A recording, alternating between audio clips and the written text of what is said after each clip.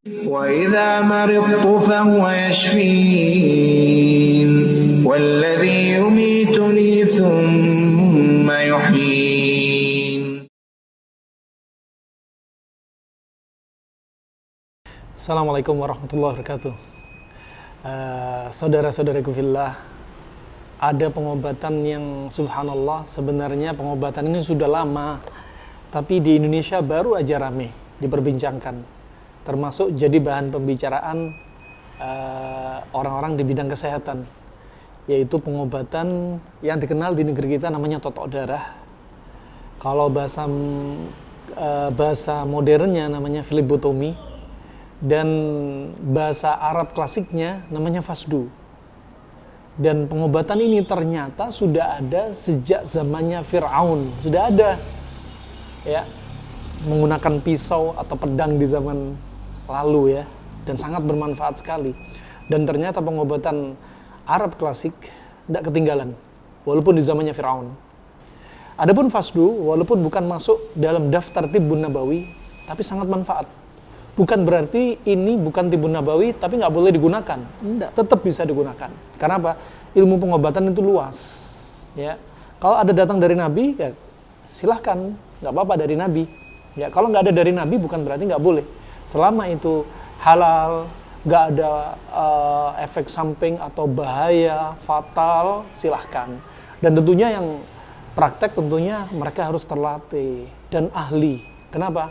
Khawatir terjadi penularan, ya, khawatir terjadi juga dirinya sendiri juga terkena, khawatir juga menularkan orang lain, satu orang ke orang lain. Makanya pihak pemerintah memberikan warning di sini. Kenapa? Untuk kebaikan umat. Ya. Dan mungkin banyak yang tanya, apa bedanya donor darah dengan fasdu, kemudian bekam? Bedanya kalau donor darah itu orang-orang yang sehat. Ya. Contohnya kalau donor darah, orang tensi di atas 140 nggak boleh. Orang gula darah tinggi nggak boleh.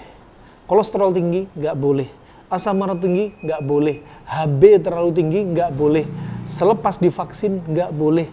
HIV, hepatitis B nggak boleh. Adapun fasdu memang sengaja dibuang. Ya, sengaja dibuang dan nggak dimanfaatkan. Dan persamaannya donor dan fasdu sama-sama keluar dari vena.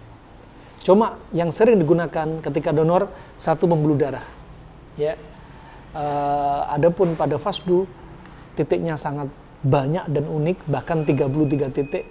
Ya, bahkan bisa lebih dari itu bebas, tergantung titik mana yang dibutuhkan. Ya, dan adapun pada bekam, bekam termasuk dalam jadwal tibbun nabawi karena ada dalilnya. Ya, dan pada bekam ini yang dikeluarkan beda konsep.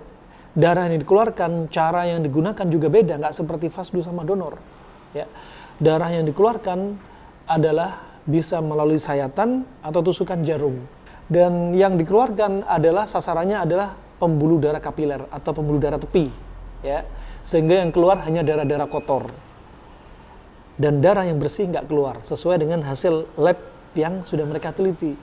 Tetapi adapun donor dan fasdu, semua darah kotor bersih leukosit juga keluar. Ya, semoga bermanfaat, semoga Allah jaga kesehatan kita. Subhanallah, ajib, beberapa penyakit ternyata ada yang sampai bisa disembuhkan total dengan izin Allah Subhanahu wa taala melalui perantara satu terapi ini. Ketika dia nggak nafsu makan, darah semakin encer. Ya, ketika darah encer mudah disebarkan ke seluruh tubuh dan membawa oksigen, nutrisi-nutrisi, leukosit dan lain sebagainya. Saat itulah ya darah sebagai obat. Ya, darah kita sebenarnya sebagai obat untuk kita. Semoga bermanfaat. Ya, semoga Allah sembuhkan orang sakit di antara kita dan semoga Allah istiqomahkan kita melalui kesehatan kita ini dan Allah wafatkan kita dalam badan husnul khatimah. Ya Allah, wassalamualaikum warahmatullahi wabarakatuh. وإذا مرضت فهو يشفين والذي يميتني ثم يحيين. Untuk gangguan asam urat dan kolesterol, Masya Allah, darahnya sangat hitam dan sakit. Tadi berat nggak Bunda Ibu? Berat. Sekarang berat, insya Allah setelah selesai waktu cepat. Tadi Bunda berat dari kan? Langsung terasa perubahannya. Gimana Bu rasanya setelah dipasdu? Alhamdulillah. Masih prosesnya udah terasa Bu ya? Kita ada minyak Ya ya. Allah. Sumbat Jadi lagi kan. pas sedang dipasdu saja sudah terasa langsung khasiatnya dan langsung terasa ringan tengkuknya. Belum selesai pastunya. Kita sarankan untuk ya khusus orang-orang yang keluhan serupa atau lain-lainnya, segeralah buat pembersihan darah agar darah lancar. Ketika darah lancar maka penyakit pun jauh, badan pun enak. Oksigen lengkap. Gangguan kaku, berat, pusing pun insya Allah terhindar ketika darah itu lancar dan bersih. Ini pasdu merupakan terapi yang dampak. Terapi pasdu ini bukan terapi sekarang, terapi yang telah dilaksanakan oleh orang ribuan tahun yang lalu. Bahkan di zaman Rasulullah juga telah ada pasdu ini. Ya, salah satu dokter pasdu Rasulullah atau tabib pasdu Rasulullah namanya Harith bin Kaldah. Itu adalah pakar pasdu zaman Rasulullah. Dan riwayatnya sangat banyak kita jumpai di dalam riwayat, baik dalam riwayat perawatan hadis maupun riwayat yang lainnya. Pasdu ini juga berjalan beriringan dengan bekam. Ringan budak kan?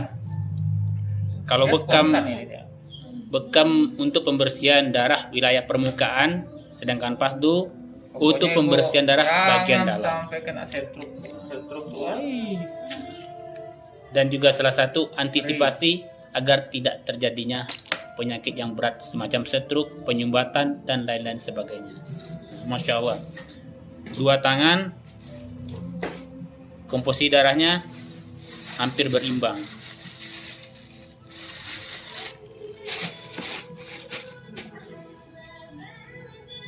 Tarik nafas. Tahan. Oke.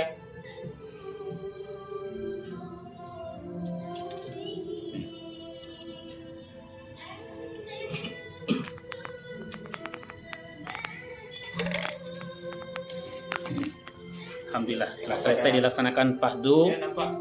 Terus. Tarik nafas. Tahan. Oke. Masya Allah, yang sebelah kiri lebih hitam daripada yang sebelah kanan. Gelap ya. Lihat bedanya antara kiri kanan. Kiri lebih hitam, kanan agak kemerah.